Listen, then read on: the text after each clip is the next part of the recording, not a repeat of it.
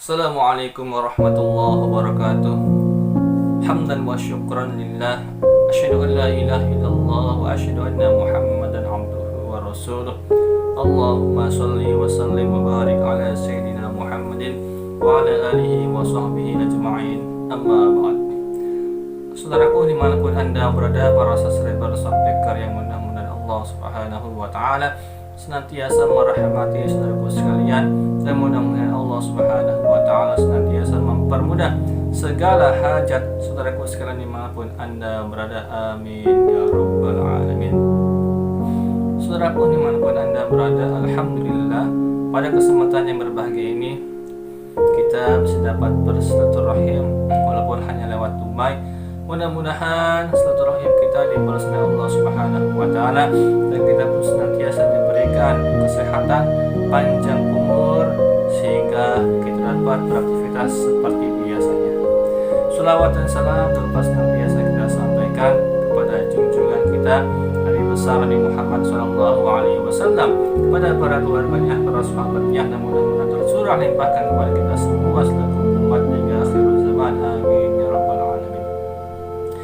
Saudaraku dimanapun anda berada, sebelum saya melanjutkan video ini, mari seperti biasa kita berselawat dulu kepada Nabi Muhammad SAW. Mudah-mudahan kita semua mendapatkan syafaatnya di yaumil qiyamah nanti. Amin ya rabbal alamin. Allahumma shalli wa sallim wa barik alaihi wa ala alihi sallallahu ala Muhammad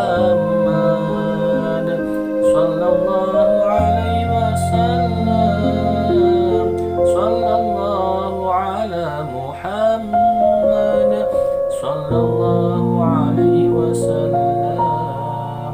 Ya Nabi salam alaika, ya Rasul salam alaika, ya Habib salam alaika, salawatullah alaika.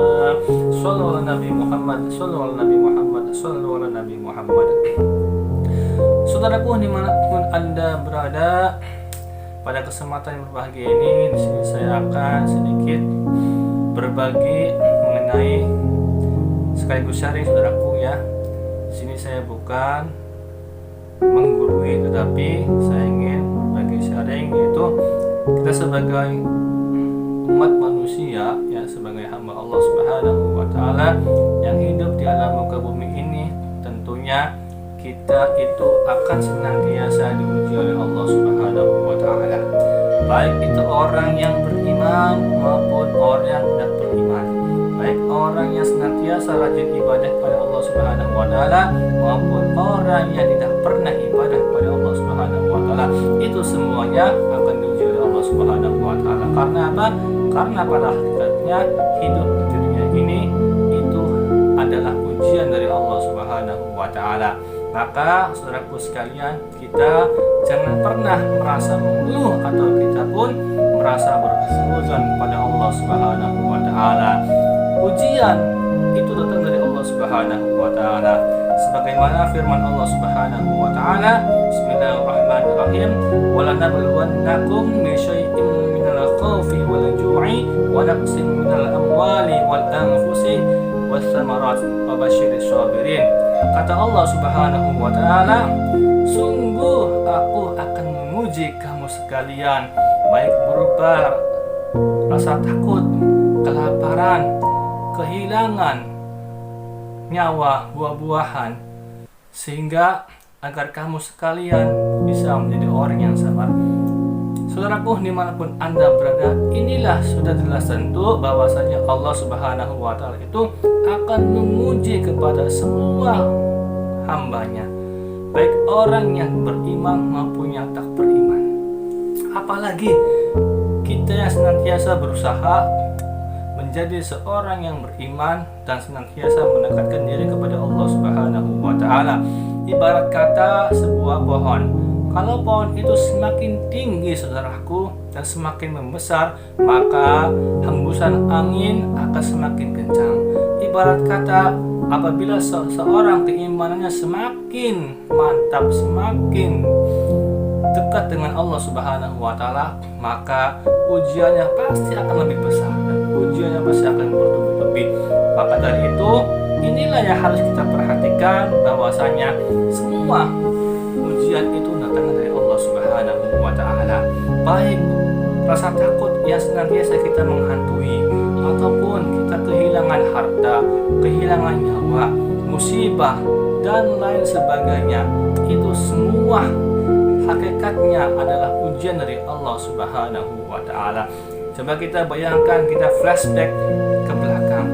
Ketika kasih Allah Subhanahu wa taala, para nabi dan rasul Allah Subhanahu wa taala itu senantiasa diuji oleh Allah Subhanahu wa taala. Kita lihat bahwasanya ujian itu ada yang berupa perintah yang tentunya harus dilaksanakan. Karena apa? Kita ambil contoh ketika Nabi Ibrahim alaihissalam, yang mana diuji oleh Allah Subhanahu wa taala, diberikan perintah oleh Allah untuk menyembelih putranya Nabi Ismail alaihissalam, di mana Nabi Ibrahim alaihissalam merupakan kasih Allah yang senantiasa taat akan perintah-perintah Allah. Tentunya ia melaksanakan apa yang diperintahkan oleh Allah Subhanahu wa taala, yaitu menyembelih Nabi Ismail alaihissalam. Tapi apa? Kemudian Allah mengganti Nabi Ismail dengan seekor domba. Saudaraku, dimanapun Anda berada, itulah yang pertama, ujian bisa berupa perintah.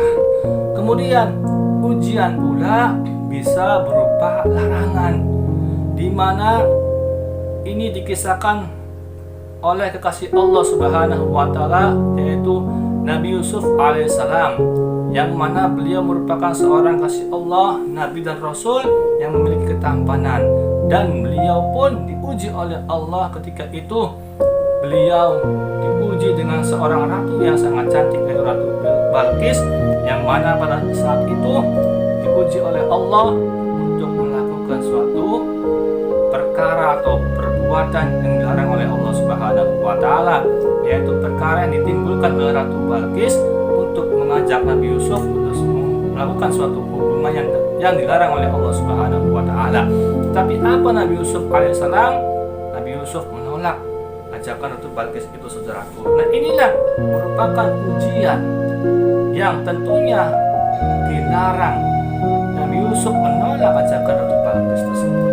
Saudaraku, dimanapun Anda berada. Kemudian yang ketiga ialah ujian juga bisa datangnya dari musibah, yang mana ujian ini dialami oleh kasih Allah Subhanahu wa taala, yaitu Nabi Ayub alaihissalam, di mana Nabi Ayub alaihissalam diuji oleh Allah Subhanahu wa taala, diberikan suatu penyakit yang sangat luar biasa, penyakit yang tentunya belum tentu dialami oleh manusia lainnya, yang mana kulit Nabi Ayub alaihissalam diuji oleh Allah, mengeluarkan nanah, mengeluarkan belatung, dan bukan hanya itu saja, Nabi Ayub pun ditinggal oleh keluarganya, dicabut nyawa keluarganya, diambil oleh Allah Subhanahu wa taala, dan kemudian seluruh harta bendanya habis, saudaraku. Inilah merupakan ujian yang dialami oleh Nabi Ayub alaihissalam. Tapi apa? Nabi Ayub alaihissalam tetap sabar mengalami ujian. Karena apa? Karena beliau tahu bahwasanya semua itu adalah ujian dari Allah Subhanahu wa taala. Saudaraku, dimanapun Anda berada. Kemudian yang terakhir ialah ujian yang dialami oleh kekasih Allah, Nabi dan Rasul Allah, yaitu Nabi Muhammad SAW, yang datangnya dari orang-orang kafir, yang mana Nabi Muhammad SAW berdakwah dari kota Makkah dan Madinah mensyiarkan agama Islam, tetapi banyak sekali orang-orang kafir yang tidak menyukai dakwah Nabi Muhammad SAW, yang tentunya ini bisa menghambat dakwah Nabi Muhammad SAW. Tapi apa yang dilakukan Nabi Muhammad SAW? Nabi Muhammad SAW tidak pernah menyerah sedikit pun untuk mensyiarkan agamanya Allah Subhanahu wa taala. Saudaraku, dimanapun Anda berada, itulah merupakan sedikitnya banyak ujian yang dialami oleh Nabi dan Rasul Allah Subhanahu wa Ta'ala yang terdahulu, maka kita sebagai umat Nabi Muhammad SAW dan hamba Allah Subhanahu wa Ta'ala, apabila kita diuji oleh Allah Subhanahu wa Ta'ala, tentunya kita harus flashback ke belakang dan kita pun harus melihat ke bawah. Kita bukan hanya diuji sendiri, tetapi banyak di belakang kita orang-orang yang lebih diuji oleh Allah Subhanahu wa Ta'ala, yang tentunya ia merasakan kesabaran. Kita pun senantiasa berusaha untuk sabar. Karena apa? Karena tadi hakikatnya ujian itu datangnya dari Allah Subhanahu wa Ta'ala, dan kita pun harus menerima dengan lapang dada. Karena apa? Mungkin Allah Subhanahu wa Ta'ala pastinya sayang kepada kita, karena Allah akan memberikan suatu penghargaan kepada kita kalau kita lolos dengan ujian yang Allah berikan kepada kita. Kalaupun kita belum bisa nerima dengan itu semuanya, maka jangan pernah kita merasakan untuk sedikit pun bersuudzon kepada Allah Subhanahu wa Ta'ala, karena kalau kita sudah bersuudzon, maka kita tidak akan naik tingkat keimanan kita kepada Allah Subhanahu wa Ta'ala, yang ada malah kita terjerumus ke dalam neraka Allah Subhanahu wa Ta'ala. Saudaraku dimanapun Anda berada, itulah sedikitnya tentang mengenai ujian yang pastinya kita hidup dunia ini hanya sementara, dan kita pun harus mengetahui bahwasanya apa yang kita alami, baik ujian yang kita rasakan, maka itu semua datangnya dari Allah Subhanahu wa Ta'ala, dan kita pun harus bisa menerima dengan lapang dada. Agar apa? Agar kita bisa lebih meningkatkan keimanan dan ketakwaan kita kepada Allah Subhanahu wa Ta'ala. Saudaraku dimanapun Anda berada, mungkin itu saja yang dapat saya sampaikan.